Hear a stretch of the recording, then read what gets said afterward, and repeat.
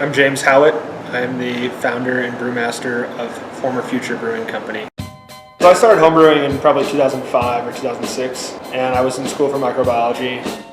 I was homebrewing there. I wasn't even super into craft beer, but I was more into the science of brewing at that time. Homebrewed for several years. Ended up meeting my wife a few years ago in 2010. We kind of fell in love with craft beer. I started homebrewing a lot. At some point I decided I wanted to leave my current job, which was teaching high school students, and wanted to open a business. And it turns out my wife had also wanted to open a business for a lot of her life also, so we decided to go for it. The name of the brewery, Former Future, is really about, in most of our recipes we try to take something from the past, whether it's a technique or a style that's dying or dead or is being revived, or a specific recipe and sort of redo it in a modern way. I think definitely family run is a part of it. I think that we try to be something that is inviting and comfortable to all different kinds of people. We have people coming here that are pretty big craft beer nerds and they know a ton about beer and brewing. And I think everybody that works here is really knowledgeable and is passionate about talking about the esoteric weirdness of different brewing styles and that sort of thing. Because of our neighborhood, we're the first brewery to open in our neighborhood.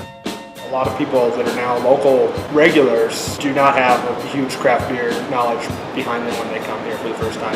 And so we're also kind of about educating those folks.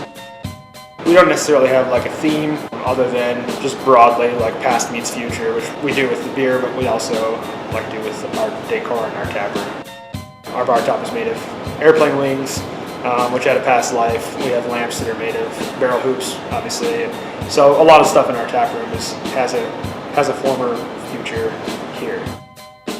I think it's just about being comfortable. Our tagline is embrace good taste.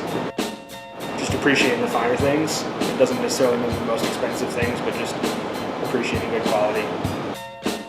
Yeah, so it's just my wife and I and Mitch. Mitch is basically doing the physical production of work. He's our brewer now, and he also helps out behind the bar, typically one day per week. And then my wife and I split duties behind the bar the rest of the time, and then Fridays and Saturdays we're usually both here during the busy times. And we've, in the past, not had that set up, and I actually prefer it now while I have the time and the energy to do it, which I know won't last forever, but it's really cool being able to interact with the customers, just kind of be owner-operated. It's really cool. Working with my wife is pretty awesome, 80% of the time, because she'll probably watch this, so.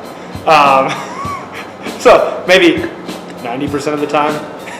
And no, but it's really cool. I mean, it's nice to have somebody who, I guess it can go two ways. Like if I was married to somebody who wasn't involved in it at all, there'd be no one to share the excitement and the burden and all of that. And so a lot of people think, well, it's horrible being in business with your spouse, but if they're truly in it and they're truly excited about it, it's cool because it can consume your life, which it definitely does, but it also is nice because you have somebody to share every part of it with. And then of course we disagree on stuff, but I think typically we each have our own areas. Sarah's not real big into brewing.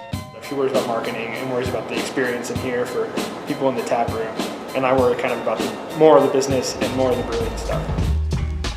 One thing I like about being so small is that our turnover of beer is super fast. So I see a lot of small tap rooms opening with quite a bit bigger equipment than us, but about the same number of seats. Not really any more wholesale accounts, brewing once a week or once every other week to fill those big tanks. And then I realized that when I'm drinking that IPA, it's probably 2 or 3 times as old as the IPA you drink in my brewery. Obviously that's not a sustainable thing necessarily, but for right now, going through a batch every 2 weeks to 3 weeks means that beer is never ever not fresh. So that's pretty cool. Especially with IPAs, you can tell a 4-week-old IPA versus a 2-week-old IPA. So I like that a lot. We get to play around and do a lot of different beers.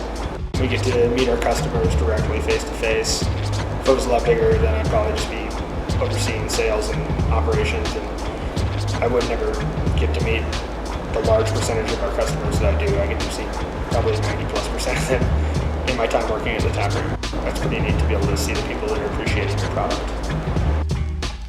Yeah, so I think overall as a brewing mantra, I'm very big on fermentation side, which comes through in some of our beers, especially more than others. We're not a brewery that's going to make a lot of fruit additions or something like that. Everybody get flavor from the recipe itself. And I think we take most of the recipes have some historical aspect. Our porter was based on an actual historical porter recipe. We actually add salt and lactose. Lactose, not something that was added to porters historically, but salt actually was for a period added to porters. And so we've actually started with that idea and then taken it, made it a little bit sweeter with some lactose, and we made something that's pretty different and not like what other breweries have made, I think. And it's probably our crowd favorite as far as beer we make. And so we kind of took that idea and made something unique out of it.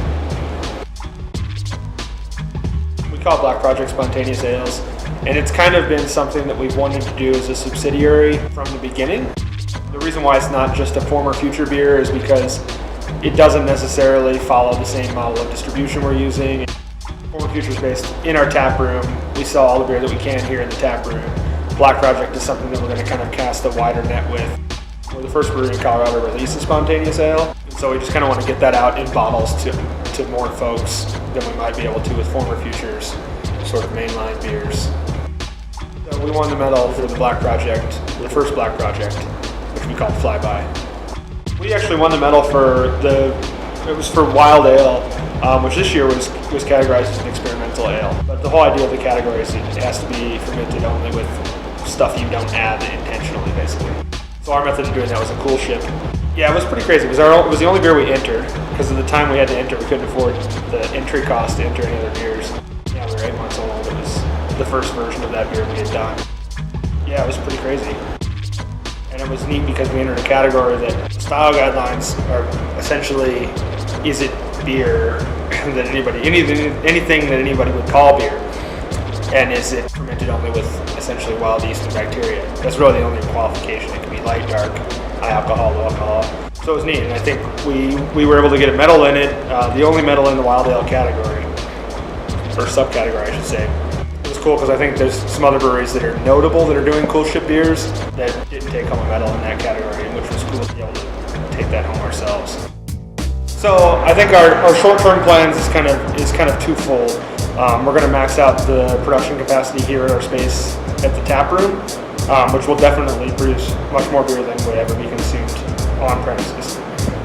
Another fork of that is we want to really, really expand the Black Project Spontaneous Ales program, which is probably going to look like a second facility for aging and blending, just because we have about 20 barrels right now, oak barrels, and we'd like to have in the next year a pretty big multiple of that number. And they simply won't fit here if we still want to have people to sit in the tap room. So that'll probably look like expanding that to a second storage facility for those. We'll still be producing the wort for that here at Former Future. We'll still be cool shipping it here, then we'll be trucking it to a second facility. That's probably will be happening in collaboration with expanding the production capacity here. We've actually used barrels, and we'll probably continue to use them for some clean ales. And when I say barrels, I'm really speaking about wine barrels. We do our Russian Imperial Stout every time is fermented in a bourbon barrel. But we've done a few clean wine barrel beers. We'll probably keep doing them on a small scale. My real passion for the wine barrels is to make them mixed culture beers.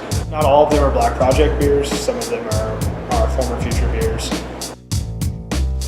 Setting us apart from a lot of other breweries, especially other breweries that are comparable to us in size and setup, is we do I think a pretty much a bigger focus on quality, as far as like we have a small lab that we can use to test for contamination, test some various easier things analytically as far as the beer.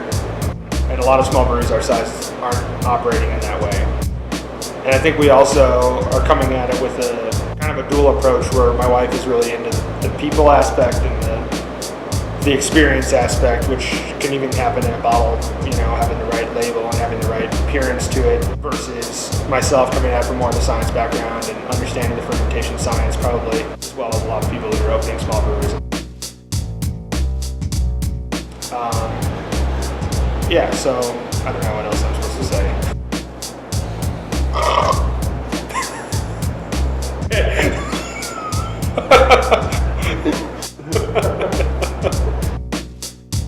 That was pretty cool.